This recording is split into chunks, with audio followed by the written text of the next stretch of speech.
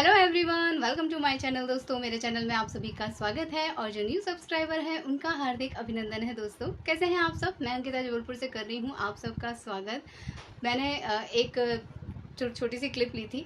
जैसे ही बादल आए थे और लगा था कि अब झमाझम बारिश होने वाली है, इतना ठंडा मौसम हो गया था कि मैं बहुत ज़्यादा खुश हो गई थी और बस क्लिप लेके मैं इंतज़ार कर रही थी कि आज तो बारिश होगी, लेकिन बारिश नहीं हुई। ऊपर से तेज तीखी धूप और उसके बाद उमस, तो सारे मंसूबों पे पानी फिर गया। खैर, ये तो रोज़ ही हो रहा है और कई जगह कई इलाकों में पता चल रहा है कि खूब तेज़ बारिश हो रही है, अच्छा खासा तूफ़ान आया है। तो कल्पना में आ रहा है कि शायद हो सकता है यहाँ भी जल्दी ही आ जाए। और यूजुअली जब किसी भी एरिया में कोई सारी चीज़ें हो रही होती हैं ना, तो मध्य प्रदेश में थोड़ा देर में ही इफ़ेक्ट आता है। हम लोग एकदम सेंटर में हैं इंडिया के, मध्य प्रदेश, इसलिए इसको मध्य प्रदेश बोलते हैं। और यहाँ पर ना ज़्यादा गर्मी पड़ती है ना ज़्यादा ठंड पड़ती है, जबकि यूपी में या उस तरफ बहुत ज़्यादा ठंडक पड़ती है। तो देखो कब आता है मौसम बारिश का। हालांकि मैं जानती हूँ कि एक बार वो शुरू हो जाएगा और उसके बाद जो मुझे परेशानियाँ होंगी वो तो होंगी ही होंगी। लेकिन यही है ना कि जब ठंडक रहती है तो लगता है जल्दी से गर्मी शुरू हो जाए, जब गर्मी चरम की आ जाती है तो लगता है बारिशें आ जाएं, और जब बारिश झमाझम होने लग जाएगी, लगातार पानी का मौसम हो जाएगा, तब लगेगा कि हे भगवान जी इससे भी मुक्ति दे दीजिए। तो कहीं ना कहीं जो चीज़ भगवान जी देते हैं उसको हम एक्सेप्ट नहीं करते हैं और हम किसी और चीज़ की उम्मीद लगा के बैठते हैं, इसलिए हमेशा दुखी रहते हैं। तो मैंने कहीं पे पढ़ा था कि आप क्या चाहते हो, आपकी क्या महत्वाकांक्षा है, और जब वो पूरी नहीं होती है तो आप दुखी रहते हो। सो खुश रहो इस बात को सोच के कि भगवान ने आपको क्या दिया है, मतलब मेरी क्या आवश्यकता है उस चीज़ को छोड़ दो, मुझे क्या मिला है इस पे ध्यान दो, तो आप ज़्यादा खुश रहोगे और ज़्यादा अच्छा आपका स्वास्थ्य रहेगा। तो स्वास्थ्य से रिलेटेड आज एक बात करने जा रही हूँ जो कि है बच्चों से रिलेटेड। हाँ जी मैंने सोचा कि चलो आज आप लोगों के साथ इस बात को शेयर करती हूँ। मैं नोटिस करती हूँ हमेशा यूजुअली कि उत्कर्ष जो है ना, सोता है अच्छा बढ़िया, लेकिन सोते सोते फिर इसका फाइनली फुल नाइट इसका मुंह खुला रहता है और मैं कई बार इसका मुंह बंद करती हूँ। ऐसे फटाफट इसके लिप्स भी ऐसे करके प्रेस करे रहती हूँ थोड़ी देर, की बच्चे का मुंह थोड़ी देर मैं प्रेस करे रहूँगी तो शायद बंद हो जाएगा, बट जैसे मैं हाथ हटाती हूँ 1-2 सेकंड बाद वापस इसका खुल जाता है, कुछ ऐसा होता है। तो मैंने ना एक डॉक्टर से कंसल्ट किया था और उन्होंने बताया था कि वैसे ये कोई बीमारी नहीं है, इससे कोई ऐसी खासी प्रॉब्लम नहीं होगी, लेकिन हाँ, बच्चों का अगर आपको मुंह ऐसे खुला दिखता है तो उसे बंद कर देना चाहिए। रीज़न ये कि हमारे मुंह में जो लार बनती है रात भर, या बच्चों के मुंह में, सभी के मुंह में बनती है लार, वो हमारे लिए बहुत इंपॉर्टेंट होती है। और अगर बच्चे या बड़े जो भी हैं वो अगर मुंह खोल के सोते हैं तो मुंह सूख जाता है, वो लार सूख जाती है, तो वो कहीं ना कहीं आपके स्वास्थ्य के लिए हानिकारक होता है। ठीक है, मुंह खोल के क्यों सोते हैं उसके बहुत सारे रीजंस होते हैं। जैसे बच्चों के लिए अलग रीज़न होता है कि भाई उनको सांस लेने में थोड़ी बहुत प्रॉब्लम हो रही होती है, कभी कफ वगैरह फंस जाता है, तो बच्चे शांतिपूर्वक जो है मुँह खोल के सो जाते हैं और मुँह से ही सांस लेने लग जाते हैं। बड़ों का अलग रीज़न है। जो बुज़ुर्ग होते हैं वो तो 99% जितने भी बुज़ुर्ग हैं आप सबको देखोगे कि सब मुंह खोल के सोते हैं और सबके खर्राटे आते हैं। जितने बड़े बुजुर्ग हैं, मेरे मम्मी पापा को भी मैंने देखा है, मम्मी तो नहीं लेकिन पापा को मैंने देखा है कि उनका मुंह खुल जाता है। यहाँ पे मेरे इन लॉज में भी मैंने देखा है कि जब वो लोग सोते हैं तो उनका मुंह खुल जाता है। तो ये तो होता ही है एक एज के हिसाब से, बॉडी का जो भी कुछ उनके चेंजेस होते हैं उसकी वजह से, तो उसको बहुत बड़ी ऐसी कोई बीमारी नहीं मानते। लेकिन बच्चों का मुँह बंद कैसे करना चाहिए, क्या उसकी प्रक्रिया होती है, वो मैं आज आप लोगों को बताती हूँ। कि मैं जैसे इसका लिप प्रेस करके कुछ सेकंड बैठी रहती थी और फिर छोड़ती थी तो 1-2 सेकंड में ही इसका मुंह पूरा खुल जाता है।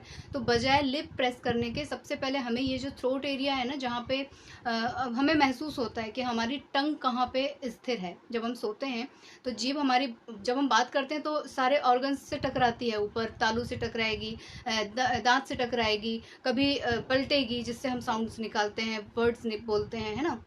वो सारी चीज़ें करने के बाद जब हम चुप रहते हैं तो हमें ये ध्यान रखना है कि हमारी जीभ कहाँ जाके स्थिर होती है। तो वो एरिया ये कहलाता है कंठ। गला है, गले के ऊपर होता है यहाँ पे कंठ। तो ये जो कंठ वाला एरिया है, जब बच्चे मुंह खोल के सोते हैं ऐसे करके या थोड़ा बहुत मुंह खुला होता है, तो सबसे पहले यहाँ हल्का सा प्रेस करना है और फिर उसके बाद यहाँ पे प्रेस रखना है, इसको छोड़ना नहीं है। यहाँ पे हल्का से हल्के हाथों से प्रेस करना है और फिर उसके बाद उस लिप्स बंद करना है और कम से कम 15-20 सेकंड ये दबाए रहना है। बहुत ज़्यादा प्रेस नहीं करना है, हल्का सा प्रेस करना है कि बच्चे का मुंह बंद हो जाए, लेकिन यहाँ पे दबाव पड़ना चाहिए। और उसके बाद 15-20 सेकंड जब हो जाते हैं तो सबसे पहले धीरे से लिप्स को छोड़ना है, मतलब यहाँ से उंगली नहीं हटना चाहिए, सबसे पहले लिप्स को छोड़ना है, उसके बाद धीरे से यहाँ से हाथ हटाना है। तो बच्चों का धीरे धीरे करके ये हैबिट हो जाती है और फिर धीरे धीरे उनका मुंह खोल के सोना बंद हो जाएगा।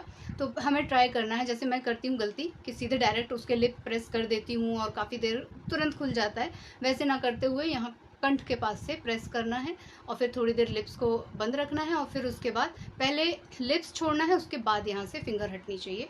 तो ये प्रक्रिया डॉक्टर ने बताई है। इसके अलावा एक चीज़ और होती है, जब उत्कर्ष की नींद लग रही होती है तो इतने फ्रिक्वेंटली इसके पैर फड़फड़ाते हैं एकदम ऐसे ऐसे, जैसे कोई इसको दबोच के सुला रहा हो और ये बच्चा छटपटा रहा है, अपने आप को छुड़ाने की कोशिश कर रहा है। रोज़ होता है, एवरी नाइट ये चीज़ होती है कि ये सोता है और मैं नोटिस करती हूँ कि ये ऐसे फड़फड़ाना शुरू करता है, इसके सारे अंग, पहले पैर सबसे ज़्यादा फड़फड़ाता है, हाथ थोड़ा कम फड़फड़ाते हैं, लेकिन पैर इतनी ज़्यादा फड़फड़ाता है कि मेरी नींद टूट जाती है या मुझे अजीब लगता है देख के, घबराहट होने लगती है। कभी मैं कुछ लैपटॉप में काम कर रही होती हूँ और ये वहीं पे सो रहा होता है ना, तो जैसे ही ऐसे ऐसे फड़फड़ाना शुरू करता है, इसकी बॉडी पूरी ऐसे ऐसे ऐसे हिलना शुरू करती है, मुझे बहुत अजीब सी फीलिंग आती है, मुझे डर लगने लग जाता है कि क्या हो रहा है इसको।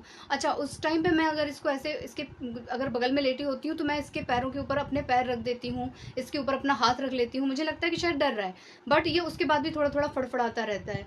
तो जब इसके बारे में सलाह ली डॉक्टर से तो उन्होंने कहा कि कोई डरने की बात नहीं है, बहुत नेचुरल है ये सारी चीज़ें, बस आपको उस टाइम पे उसके ऊपर हाथ पैर रखने की बजाय उसके पैरों को सहलाना है। अगर हो सके पॉसिबल तो उसको सोने से पहले थोड़ी सी प्रेस कर दीजिए, थोड़ा मालिश कर दीजिए। अगर वो नहीं कर पाते हो, आपके पास टाइम नहीं है, तो आप एक काम कीजिए कि उसको ना जब ये फड़फड़ाना शुरू करता है उसी समय आप केवल उसके ऊपर पैरों के ऊपर ऐसे ऐसे हाथ फेरने लग जाइए, तो उसको प्रॉपर ब्लड सर्कुलेशन मिलेगा, उसकी मांसपेशियों में जो ऐंठन हो रही होगी या जो भी चीज़ें ग्रो होती हैं, बच्चे जब सोते हैं उस टाइम पे ही चीज़ें ग्रो होती हैं, तो उसमें उसको रिलैक्स आएगा और वो ठीक हो जाएगा। अच्छा, ये सिर्फ सोने के टाइम जब इसकी नींद लगती है ना उस टाइम पे होता है, मतलब अगर ये 8 बजे सो रहा है तो 9 बजे तक निश्चित है कि इसका ये फड़फड़ाहट चालू रहेगा। उसके बाद गहरी नींद में हो जाता है, फिर तो मैं भी शायद सो जाती हूँ तो मुझे ज़्यादा पता नहीं चलता, लेकिन जब भी ये फड़फड़ाता है, छटपटाता है, तो मेरी इसके टच से मेरी नींद टूट जाती है और मैं तब देखती हूँ कि बच्चा परेशान हो रहा है। तो ये 2 चीज़ें मुझे बच्चों को लेके पता चली हैं। अच्छा, और डाइट के लिए उन्होंने बोला है डॉक्टर ने कि बच्चे चाहे किसी भी एज ग्रुप के हों, 5 ईयर टू 20 ईयर तक मान के चलो, 25 ईयर तक मान के चलो, कि बच्चों के खाने में कैल्शियम, आयरन और मैग्नीशियम 3 चीज़ों की मात्रा सबसे ज़्यादा होनी चाहिए। पानी का इंटेक उनका बहुत ज़्यादा होना चाहिए, क्योंकि मसल्स में पानी की कमी नहीं आना चाहिए। तो ये ग्रोथ का समय होता है और इस टाइम पे बच्चों को ये सारी चीज़ें देना चाहिए। तो कभी भी जो होता है ना, बच्चों की कोई भी चीज़, चाहे बच्चा बोलता हो चाहे नहीं बोलता हो, लेकिन जब वो किसी चीज़ को सफ़र कर रहा होता है तो माँ ज़रूर नोटिस कर लेती है और मुझे तो तुरंत ऐसा लगता है कि ऐसा क्यों हो रहा है, ऐसा क्यों हो रहा है, ऐसा क्यों हो रहा है, तो कोई बीमारी तो नहीं है, कोई प्रॉब्लम तो नहीं है बच्चे को, मतलब इस तरह की चीज़ें होती हैं। कभी कभी मैं इसको उठा के भी पूछती हूँ कि तुम्हें कोई प्रॉब्लम हो रही है क्या, पैरों में दर्द हो रहा है क्या, मम्मा दबा दे पैर, तो ये मना कर देता है। अगर इसकी नींद नहीं लगी होती है तो ये मना कर देता है कि नहीं मम्मा मुझे कोई प्रॉब्लम नहीं हो रही है, बट फिर भी ये फड़फड़ाता रहेगा, जो देख के मुझे अजीब लगता है। जैसे आप लोगों ने कभी किसी मूवी में देखा होगा ना कि जब शरीर में कोई आत्मा आती है तो फड़फड़ाहट होती है, वो वैसे छटपटाता है एकदम ऐसे ऐसे तड़ तड़ तड़ तड़, तो मुझे ना डर लगने लगता है कमरे में कि बाप रे इसको क्या हो रहा है। तो मुझे लगा कि बेहतर है डॉक्टर से कंसल्ट कर लिया जाए। और नॉर्मल है, जो बच्चे बहुत न्यू बॉर्न होते हैं वो भी चौंकते हैं, वो मुस्कुराते भी हैं सोने में और तरह तरह की धारणाएं चल रही होती हैं, लेकिन अब ये बड़े हो गए हैं, इनकी तो फिज़िकल जो है एक्सरसाइज दिन भर चलती ही चलती है। और दूसरा, इनकी जो ग्रोथ हो रही होती है, मसल्स की लंबाई बढ़ रही होती है, हड्डियों में भी पेन होता है, तरह तरह की चीज़ें होती हैं। मैं कई बार इन बातों को लेके ब्लॉग बना चुकी हूँ, डिस्कस कर चुकी हूँ और ब्लॉग क्या बना चुकी हूँ। मुझे जब कोई चीज़ पता चलती है तो मुझे लगता है कि चलो उस चीज़ को शेयर किया जाए, ताकि आप में से बहुत सारी मम्मियाँ हैं जो लोग मुझे हेल्प करते हैं, बहुत सारे लोग मुझे बहुत सारी चीज़ें समझने में मेरी बहुत मदद करते हैं, क्योंकि आप लोगों में से बहुत सारे लोग एक्सपीरियंसड हैं, बहुत सारे लोग सेम मेरे ही फेज से गुजर रहे हैं। तो अच्छा लगता है कि आपस में शेयरिंग हो जाती है, मैं अपना नॉलेज आपके साथ शेयर करती हूँ, आप अपना एक्सपीरियंस मेरे साथ शेयर कर देते हैं, तो एक हेल्प मिल जाती है। लेकिन फिर भी कभी कभी समय समय पे हमेशा ज़रूरी नहीं है कि बच्चे को कोई बहुत बड़ी मेजर प्रॉब्लम हो तभी हम लेके डॉक्टर के पास भागें। बीच बीच में ऐसे भी छोटी छोटी गतिविधियों के लिए डॉक्टर से कंसल्ट करते रहना चाहिए, अच्छा रहता है। क्योंकि कई बार हम जितनी चीज़ों को एक्सपीरियंस कर चुके हैं, जानते हैं, बच्चे उन सभी चीज़ों को नहीं जानते हैं, और अगर होता भी है उनको कुछ फील तो वो ज़्यादा अच्छे से हमें एक्सप्लेन नहीं कर पाते हैं। ठीक है। तो डॉक्टरी सलाह से, अपने एक्सपीरियंस से जो भी चीज़ें मैं समझ पाई हूँ, मैंने तो शुरू भी कर दिया है। हल्की हल्की सी इसको मालिश दे देती हूँ रात में सोते टाइम। हो ही जाता है, मुझे याद ना भी रहे तो भी जब ये फड़फड़ाना शुरू करता है तो ऑटोमेटिकली मेरा हाथ वहाँ चला जाता है। और उसके अलावा खाने में कैल्शियम, पानी की मात्रा मैंने इसको बहुत ज़्यादा बढ़ाने को कहा है। मैंने एक बॉटल दिया, मैंने कहा ये 2 से ढाई बॉटल आपको एक दिन में फिनिश कर देना है, या आप अपना टारगेट रखो। और उसके अलावा कैल्शियम जितना दे सकती हूँ उतना मैं दे रही हूँ। आयरन भी जितना मैं दे सकती हूँ उतना ही दूंगी, क्योंकि इसके साथ थोड़े सा डाइजेशन की प्रॉब्लम है, इसलिए एकदम से मैं इसको शुरू नहीं करा सकती हूँ। लेकिन पहले से काफ़ी सुधार है, पहले से बहुत सारी चीज़ें ये खा लेता है, पचा लेता है, इसको सूट कर रही हैं। यही भगवान जी की बहुत बड़ी कृपा है। कहीं कुछ थोड़ी सी भी प्रॉब्लम होती है तो मैं ज़रूर से डॉक्टर से कंसल्ट और डिस्कस कर लेती हूँ, थोड़ा सा नॉलेज बढ़ जाती है। और आप लोगों के साथ ब्लॉग में हर चीज़ मैं शेयर कर ही देती हूँ। और मुझे लगता है कि ब्लॉग अब लंबा होने वाला है तो इसको यहीं पर समेट लिया जाए। और नॉइज़ पोल्यूशन भी शुरू हो गया है। तो मिलती हूँ अपने नेक्स्ट वीडियो में, लेकिन जाने से पहले आप लोगों से मैं रिक्वेस्ट करूँगी कि अगर आप लोगों में से जो भी मेरे चैनल पे नए हैं, प्लीज़ मेरे चैनल को सब्सक्राइब कीजिएगा, वीडियोस को लाइक कीजिएगा और अपनी फैमिली और फ्रेंड्स के साथ उसे शेयर कीजिएगा दोस्तों। और इसी तरह अपना प्यार और आशीर्वाद बनाए रखिएगा। अपना ख्याल रखिएगा। Bye bye. Bye bye and thank you for watching.